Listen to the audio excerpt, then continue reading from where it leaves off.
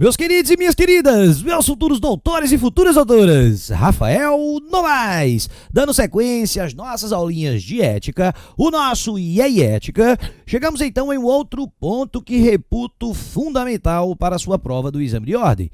Inclusive, este ponto é um ponto que sempre geram dúvidas nas cabecinhas aí dos alunos em todo esse Brasilzão. E que ponto seria este? Eu me refiro aos artigos 44 ao 67 do Estatuto, que vai falar dos fins e da organização, do Conselho Federal, do Conselho Seccional, da subseção, da Caixa de Assistência dos Advogados, das eleições e dos mandatos. Você entender o que significa a parte organizacional da OAB, como é que ela se divide, quais órgãos lhe compõem, bem como é que você poderia chegar até um desses órgãos, como é que você poderia participar ativamente dessa estrutura administrativa, dessa vida política da OAB. Até sempre aconselho meus alunos e ex-alunos, quando se tornam aí advogados, advogadas, a participarem efetivamente dessa vida política, dessa vida administrativa da OAB. É muito bacana, engrandece muito como profissional, além também de lhe abrir portas para realizar um grande network, ou seja, conseguir até clientela através desses cargos. Mas sem mais delongas, para a nossa prova, o que é que eu separei aqui para vocês? Vamos lá. Primeiro, quando nós falamos dos fins da organização, você deve lembrar que a Ordem dos Advogados do Brasil presta um serviço público, isso é fato. Nós já vimos que não existe a administração da justiça sem a participação dos advogados. Advogados e advogadas são fundamentais, essenciais, para que a justiça nesse nosso país possa se concretizar. Por isso que a Ordem dos Advogados do Brasil, a própria OAB, ela presta sim um serviço público. Possui personalidade jurídica. O que nós vamos aí atentar é que na divisão dos órgãos da OAB, uma delas não detém personalidade jurídica própria. Eu já antecipo para vocês, a subseção. Então, muito cuidado com isso. Olha o pombo! Brrr, misericórdia, professor! Mas já no começo da aula, cuidado com isso, tá bom? Nós vamos ver daqui a pouco exatamente quais seriam esses órgãos, mas já lhe antecipo que a subseção não possui personalidade jurídica própria. As demais possuem sim. Avançando, forma federativa. Isso aqui eu acho bem interessante. Ele está então aqui afirmando que a forma organizacional equipara-se àquela ideia de uma forma federativa. Aqui você vai lembrar logo das aulas de direito constitucional, quando então você estuda a República Federativa do Brasil. E você lembra que aqui no nosso país, nós sim temos uma divisão através de uma forma federativa de Estado. Ou seja, União, Estados, Distrito Federal, municípios. Mutatis mutandi.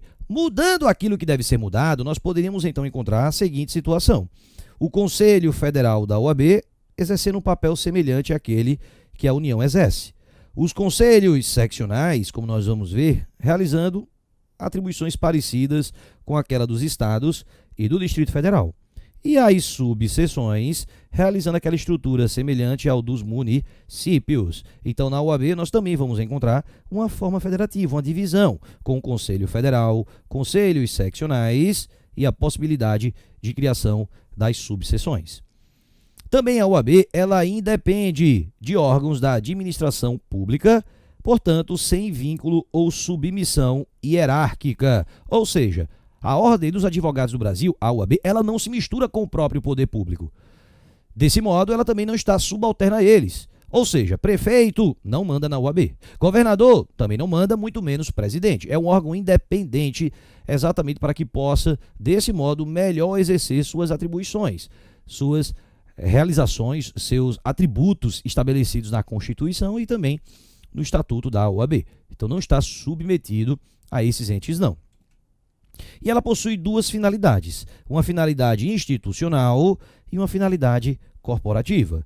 Rafael, o que seria finalidade institucional? Como o próprio nome já ajuda, é a OAB sendo vista como uma instituição, é a OAB sendo vista de fora para dentro, é como a sociedade enxerga a OAB. É a OAB lutando contra o desmatamento, a OAB lutando pela fauna, flora e tudo mais, florestas, a OAB lutando pelos direitos do idoso, direitos do consumidor, a OAB sendo visto pela sociedade.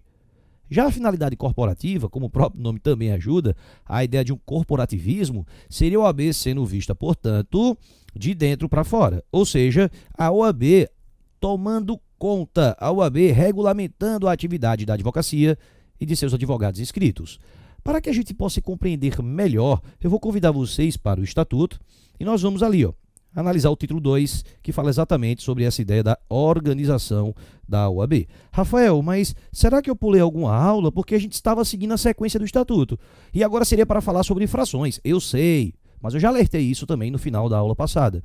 Eu vou pular esse tema que envolve infrações e processo disciplinar para a gente ver tudo junto daqui a pouco. Primeiro eu quero que você entenda a organização da OAB, para depois a gente falar sobre o processo na OAB, sobre as infrações da OAB. Então você não está perdido não, estamos na aula certinha assim. Vem comigo. Lá no artigo 44, você vai encontrar a seguinte redação. A Ordem dos Advogados do Brasil, OAB, serviço público, dotada de personalidade jurídica e forma federativa, tem por finalidade. Então observe, tudo aquilo que nós falamos, personalidade jurídica, só toma cuidado com a subseção.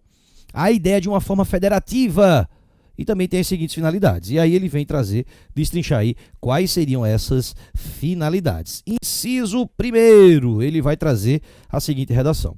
Defender a Constituição, a ordem jurídica do Estado democrático de direito, os direitos humanos, a justiça social e a pugnar pela boa aplicação das leis, pela rápida administração da justiça e pelo aperfeiçoamento da cultura e das instituições jurídicas. Como eu disse a vocês, estamos diante então da OAB sendo vista de fora para dentro, ou seja, a OAB sendo vista por parte da sociedade, a OAB que luta pelo Estado democrático, a OAB que luta pelos direitos humanos, pela justiça social, a OAB, por exemplo, que vai então combater a corrupção, pugnar pelo impeachment do presidente, enfim, a OAB sendo vista por parte da sociedade. Então seria essa primeira aí finalidade.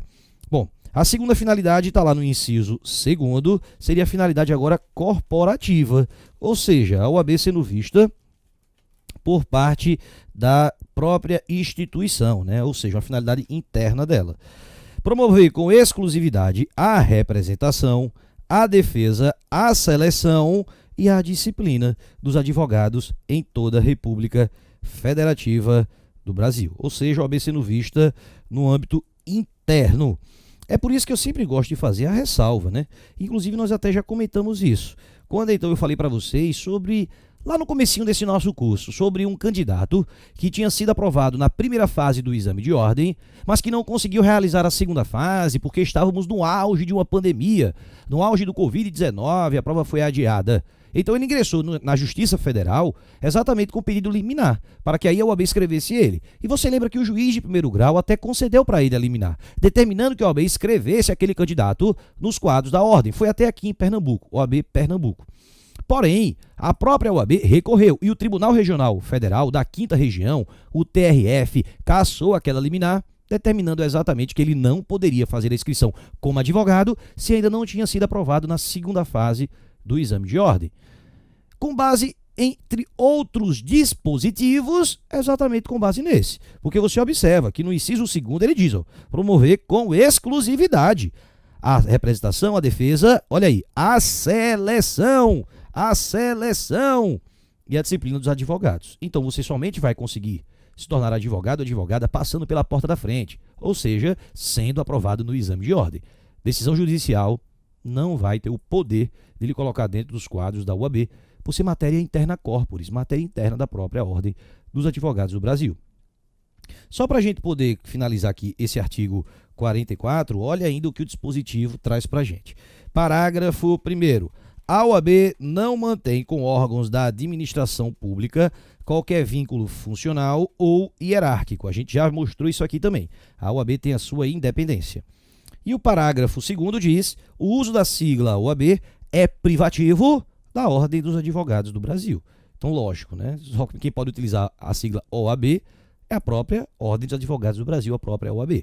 Isso é para evitar, por exemplo, que alguma empresa, alguma marca queira utilizar o nome OAB, Odontologia do Brasil Associados. Aí querem colocar OAB. Não pode, tá, gente? Essa sigla é privativa, sim, da Ordem dos Advogados do Brasil.